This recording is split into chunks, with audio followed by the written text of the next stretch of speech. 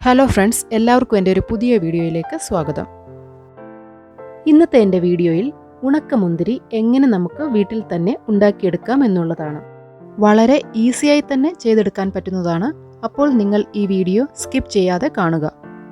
അതിനായി ഞാനിവിടെ എടുത്തിരിക്കുന്നത് കുരുവില്ലാത്ത പച്ചമുന്തിരിയും കറുത്ത മുന്തിരിയുമാണ്.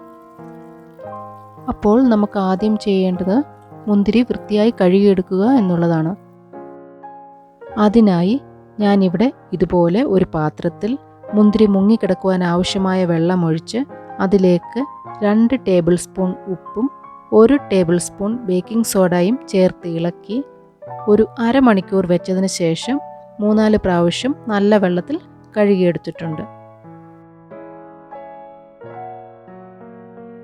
ഇനി ഒരു പാനിൽ നമ്മൾ കഴുകി വെച്ചിരിക്കുന്ന ഈ മുന്തിരി മുങ്ങിക്കിടക്കുവാൻ പാകത്തിനുള്ള വെള്ളം ചൂടാക്കുവാൻ വെക്കുക. വെള്ളം തിളയ്ക്കാൻ തുടങ്ങുമ്പോൾ നമുക്ക് ഈ കഴുകി വെച്ചിരിക്കുന്ന മുന്തിരി അതിലേക്ക് ഇട്ട് കൊടുക്കാം. ഇങ്ങനെ മുന്തിരി ചൂടുവെള്ളത്തിലിടുമ്പോൾ മുന്തിരിയുടെ സ്കിന്നൊക്കെ സോഫ്റ്റായി വേഗത്തിൽ നമുക്ക് മുന്തിരി ഉണക്കിയെടുക്കുവാൻ പറ്റും. അതുപോലെ തന്നെ മുന്തിരിയിൽ എന്തെങ്കിലും കീടനാശിനികൾ ബാക്കിയുണ്ടെങ്കിൽ അതൊക്കെ മാറി മുന്തിരി ക്ലീനായി കിട്ടുകയും ചെയ്യും. ഒരു 2 മിനിറ്റിനുള്ളിൽ തന്നെ മുന്തിരിയുടെ കളർ ഇങ്ങനെ ചേഞ്ച് ആവുകയും സ്കിൻ പെതുക്കെ പൊട്ടാനും തുടങ്ങും. ഈ സ്റ്റേജിൽ ഫ്ലെയിം ഓഫ് ചെയ്ത് മുന്തിരി പെട്ടെന്ന് തന്നെ ഒരു സ്ട്രെയിനറിലേക്ക് മാറ്റാം. അല്ല എങ്കിൽ കട്ടിയുള്ള ഒരു കോട്ടൺ ടവൽ പ്ലേറ്റിലേക്ക് വിരിച്ച് അതിലേക്ക് മാറ്റിയാലും മതി. ഇവിടെ നമ്മൾ ശ്രദ്ധിക്കേണ്ട ഒരു കാര്യം, ആദ്യത്തെ മുന്തിരിയുടെ തൊലി പൊട്ടുമ്പോൾ തന്നെ എല്ലാ മുന്തിരിയും ചൂടുവെള്ളത്തിൽ നിന്നും മാറ്റുക. കൂടുതൽ നേരം വെള്ളത്തിൽ കിടന്നാൽ ചിലപ്പോൾ മുന്തിരി വെന്തു പോകാൻ ഇടയുണ്ട്. അങ്ങനെ വന്നാൽ അതിൻ്റെ ഫ്ലേവറും ഗുണങ്ങളും ഒക്കെ നഷ്ടപ്പെടാൻ ഇടയുണ്ട്. അപ്പോൾ ഞാൻ ഈ മുന്തിരിയിലെ വെള്ളമൊക്കെ ഒരു ടിഷ്യൂ പേപ്പർ വെച്ച് ഒപ്പിയെടുത്തതിന് ശേഷം ഉണക്കാനായി വലിയൊരു പ്ലേറ്റിലേക്ക് മാറ്റിയിട്ടുണ്ട്. ഉണങ്ങാനുള്ള കറുത്ത മുന്തിരിയും ഇതേപോലെ തന്നെ ചെയ്തെടുത്തിട്ടുണ്ട്. കറുത്ത മുന്തിരി ഞാനിവിടെ കുറച്ച് മാത്രമേ എടുത്തിട്ടുള്ളൂ. കറുത്ത മുന്തിരിയേക്കാളും കുറച്ചുകൂടി വേഗത്തിൽ ഉണങ്ങിക്കിട്ടുന്നത് പച്ചമുന്തിരിയാണ്.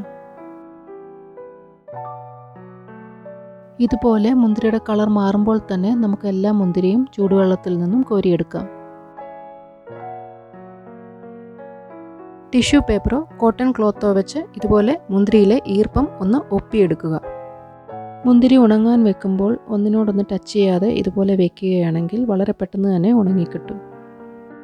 മുന്തിരിയുടെ മധുരം കാരണം അത് വെയിലത്ത് വെക്കാത്ത സമയങ്ങളിൽ, അതായത് രാത്രികാലങ്ങളിലൊക്കെ ചിലപ്പോൾ ഉറുമ്പിൻ്റെ ശല്യം കണ്ടേക്കാം. ഉറുമ്പിൻ്റെ ശല്യം തടയുന്നതിനായി ഇതുപോലെ വലിയൊരു പ്ലേറ്റിൽ കുറച്ച് വെള്ളമൊഴിച്ച് അതിലേക്ക് ഇതുപോലെ ഒരു സ്റ്റാൻഡോ അല്ലെങ്കിൽ മറ്റെന്തെങ്കിലും പാത്രങ്ങളോ വെച്ച് അതിന് മുകളിൽ ഉണങ്ങാൻ വെച്ചിരിക്കുന്ന മുന്തിരിയുടെ പ്ലേറ്റ് എടുത്ത് വയ്ക്കുക.